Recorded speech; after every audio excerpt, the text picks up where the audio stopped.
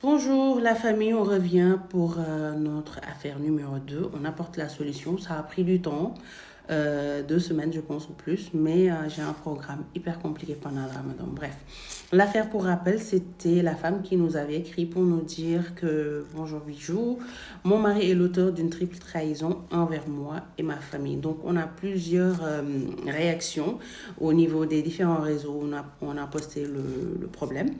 Et il y a des courants, si je peux l'appeler ainsi, qui se distinguent. La première partie, c'est des gens qui ont vivement critiqué le mari. Donc en disant que c'est un opportuniste, qu'il n'a jamais été gentil, mais qu'il avait juste besoin de cette famille-là, besoin de vivre avec eux, de profiter de tout ce qu'ils ont pu lui apporter. Et quand il a pu se gérer lui-même, gérer sa vie, il a montré son vrai visage. Et que la fille ne doit pas rester avec lui au détriment de sa famille parce que c'est toute la famille qui est déçue par cette personne-là.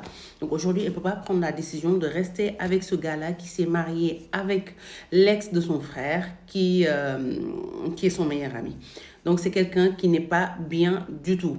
Il y a d'autres personnes qui sont en colère contre la femme en se disant comment est-ce qu'elle peut aujourd'hui se demander si elle doit rester avec cette personne malgré tout ce qu'elle a fait à sa famille. Et il y a d'autres personnes qui sont très sages qui me disent que quand une femme voit une situation pareille et qu'elle se demande est-ce qu'elle doit rester ou pas jusqu'à l'envoyer pour qu'on en parle en anonymat, c'est qu'elle aime toujours son mec et que au fond d'elle-même, elle veut rester. Donc, il y a quelqu'un qui a eu une réaction qui m'a beaucoup touchée, qui a dit que l'islam n'aime pas trop qu'on sépare les gens, la fin des relations, surtout la fin d'un mariage. Donc, ce qu'il demande, c'est que la femme reste dans son foyer, qu'elle supporte tout ça et que ça va aller. Qu'il laisse le gars avec sa conscience. Mais d'autres me demandent, est-ce que ce gars-là a même une conscience? Est-ce qu'il réfléchit?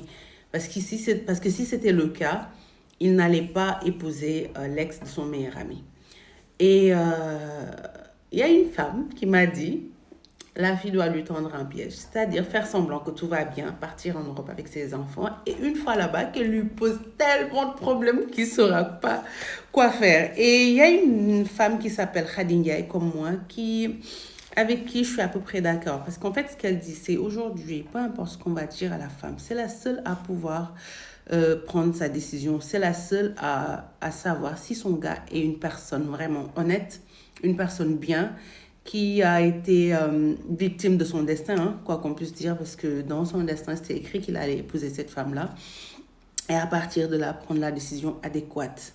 Donc, ce que je dis, c'est que peu importe les conseils qu'on peut donner à cette dame-là, peu importe ce qu'on pourra lui dire, si on lui fait des reproches, si on critique le gars, c'est la seule personne qui peut aujourd'hui prendre sa décision. Donc, moi, je lui conseillerais de prendre un stylo, une feuille, de faire les pour et les contre, c'est-à-dire pourquoi elle resterait dans ce mariage, pourquoi elle en sortirait, et d'être très, très honnête avec elle-même. Et si au sorti de ce pour et contre, elle voit que le pour l'emporte, bah, elle reste avec le gars. Si le contre l'emporte, elle se sépare de cette personne. Parce que quoi qu'on puisse dire, même s'ils restent ensemble, il y a un problème de confiance qui va s'établir dans ce mariage-là. Et la famille de la femme ne sera plus jamais avec eux dans ce mariage. Et ça risque d'être très, très compliqué, même s'ils ont déjà des enfants. En tout cas, bon courage à toi.